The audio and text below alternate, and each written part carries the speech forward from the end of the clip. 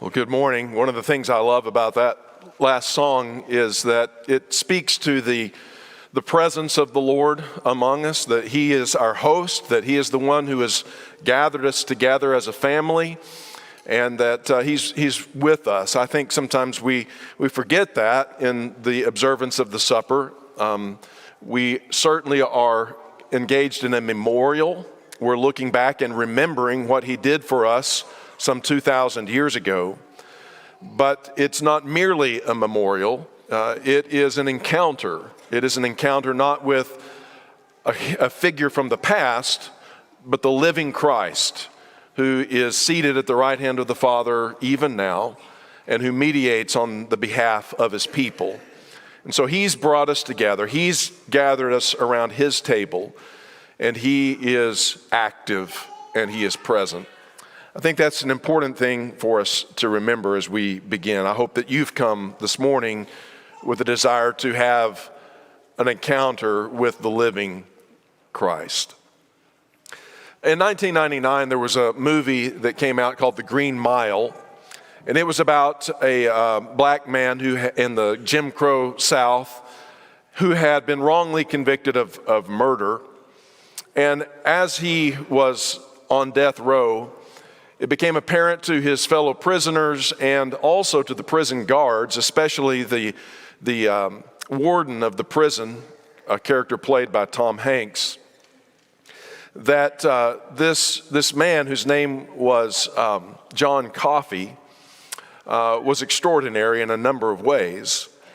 And very much unlike the brutal murderer that he was thought to be when brought into their prison, they began to see that he was this gentle giant, but also that he possessed this remarkable gift of healing, that he was able to heal both his enemies and his friends, and he would do so. And yet it becomes apparent as you're watching the movie that this healing that he does on the behalf of others comes at a personal cost to himself.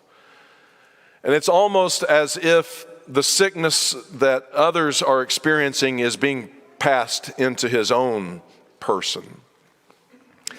And it becomes rather apparent to any Christian who is observing the movie, even though it was based on a novel written by Stephen King. I don't know anything about his faith. I've never imagined Stephen King as a Christian author of any sort, but it's rather apparent that this John Coffey figure is what we would call in literature a Christ figure. It's an allegorical tale, a retelling of some sense, at least in some level, of the experience of Christ in the world. And that even becomes more obvious as you think about the character's name, John Coffey. His initials are J.C., the same as Jesus the Christ. And ultimately, at his execution, there are those who are witnessing it who are cursing him and railing accusation at him, but all of the prison guards who are present are weeping in sorrow as they know something that the others do not. Jesus' ministry was clearly filled with encounters with all different sorts of people who had all different kinds of troubles, all sorts of problems. And anyone who has ministered to others in their time of need, in their time of grief, in their time of sorrow and pain and suffering or loss, knows that bringing relief to others comes at a cost to yourself. And certainly that was the case with Jesus. I think sometimes we imagine Him as God in the flesh and that He was sort of impervious to any of the pains and sorrows and sufferings that are common to us. But it's rather clear as you read in the Gospels and in His ministry that He, as He encounters people in their burdens and suffering, is in some sense absorbing them into Himself. He is paying a price to be the healer and deliverer of others. I think we can see that in a lot of different ways. The more good He did, the more opposition He encountered.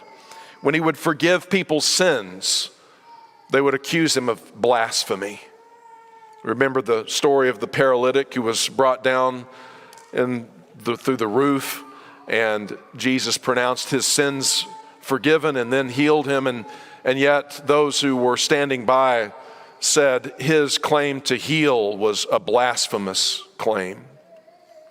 There's other instances in which Jesus does good, often on the Sabbath. And each time he does so, his opponents regard him as a lawless man. And his status, at least among the religious elite, takes a knock each time he does something good for others on the Sabbath day. And then his casting out of demons, one of the most mysterious and difficult things for us to understand, is something that we would look at if a person were really possessed by some evil spirit. To be delivered of that spirit would have to be an unmitigated good, but yet his opponent said, no, he casts out demons by Beelzebub, the prince of demons. He is an extraordinarily dark and wicked man.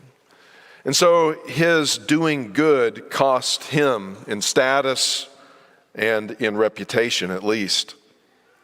There's also this story in Luke, the 8th chapter, and in the 42nd verse beginning, where Jesus encounters a woman on his way to heal the ruler of the synagogue named Jairus' daughter. On his way there to heal her, this woman encounters him. And it says that, we'll pick up in the middle of verse 42, it says that as Jesus was on his way, the crowds almost crushed him. In other words, they were all wanting to get near Jesus and touch him, and many sick undoubtedly were wanting to be near him. And it says, verse 43, and a woman was there who had been subject to bleeding for 12 years, but no one could heal her. In fact, we're told in Mark's account that she had spent all of her money on physicians who had, rather than helped her, actually made her situation even worse. And so the woman there comes and touches him in verse 44. She comes up from behind him and touches the edge of his cloak, and immediately her bleeding stopped. Who touched me? Jesus asked. And they all denied it, and Peter said, Master, the people are crowding and pressing against you.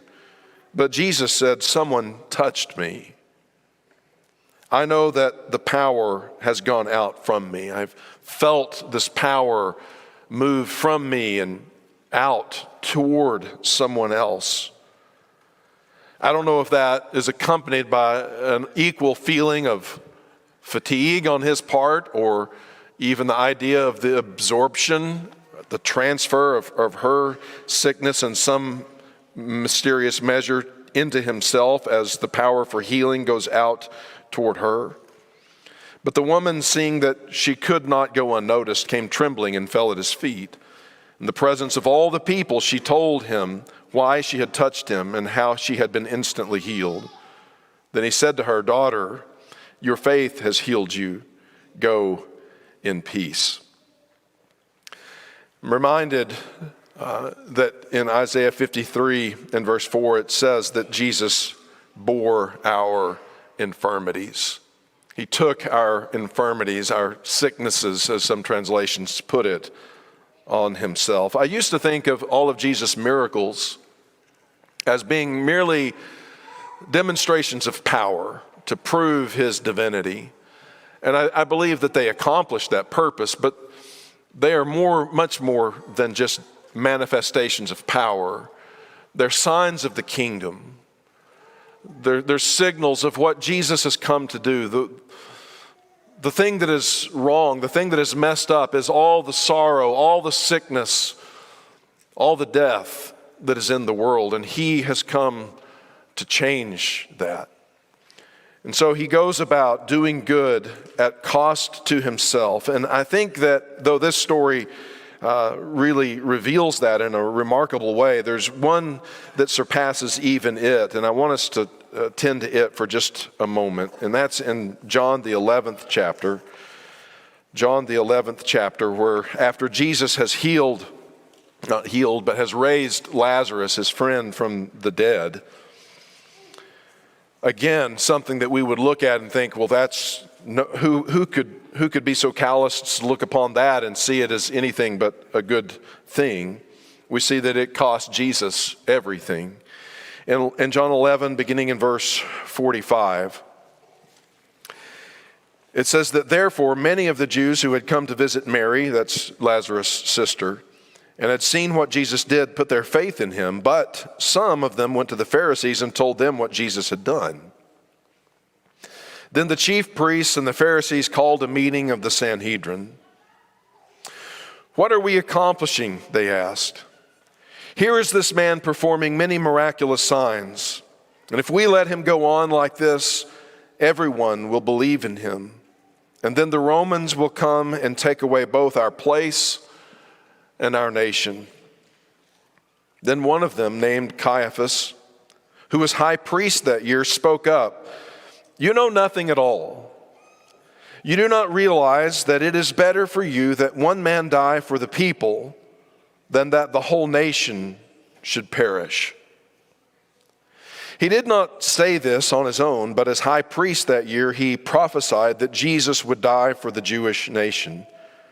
And not only for that nation, but also for the scattered children of God, to bring them together and make them one. So from that day, they plotted to take his life. You see, Jesus had come and given life to Lazarus. And because of doing that, they plotted to take his life. And from this point forward, the plans are set in motion that would ultimately lead to his crucifixion. It was almost as if even going there, Jesus was fully aware of this exchange taking place, that he would, at the cost of his own life, raise Lazarus from the dead. Even his disciples sensed this. In fact, Thomas, whom we typically refer to as the doubting Thomas, tells us in the early part of the chapter when Jesus decided to go back to Jerusalem to deal with the death of Lazarus, Thomas says, "Well, let's go with him that we may die with him there." Things had gotten so bad that he recognized that just going back into Jerusalem would likely put not just Jesus, but all their lives in jeopardy. And clearly the raising of Lazarus was the trigger that brought into motion the events that led to Jesus' crucifixion.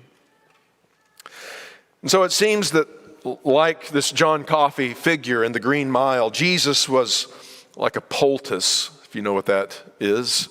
I remember as a child, I was always worried about spider bites and being snake bit. We had a lot of rattlesnakes where I lived. And I remember someone telling me, well, if you get snake bit, what you do is you make a poultice and you put it on there and it'll draw out the poison from the bite.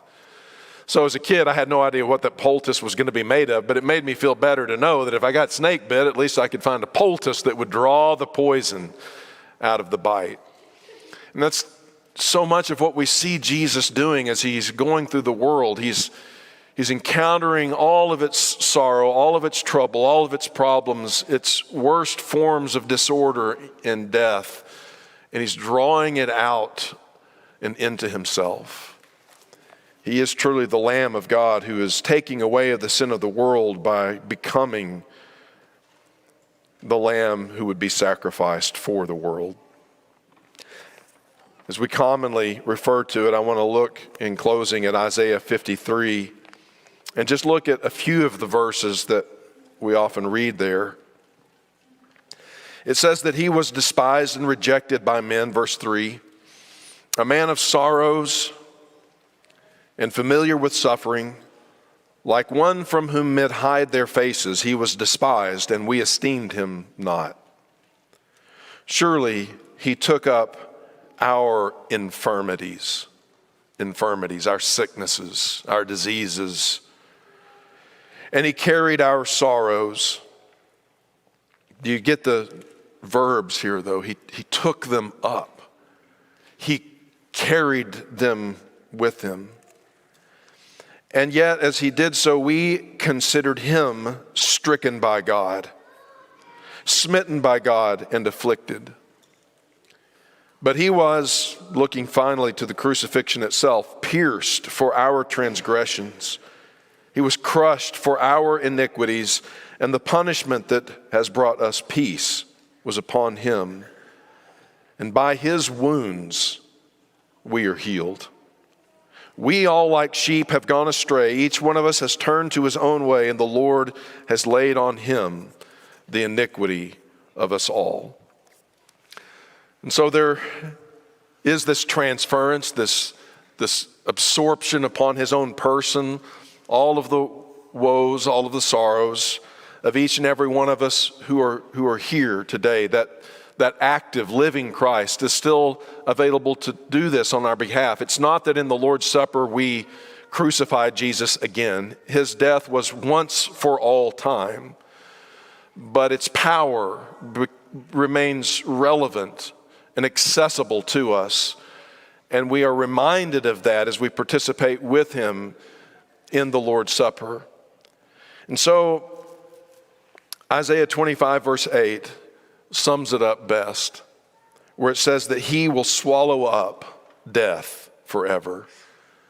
If death is that place where all of the sin and sorrows of the world find their most intense and ultimate expression, then the idea of Jesus swallowing it, absorbing it, taking it into himself, eating it, in order that he might digest it, as it were, and destroy it and put it away forever.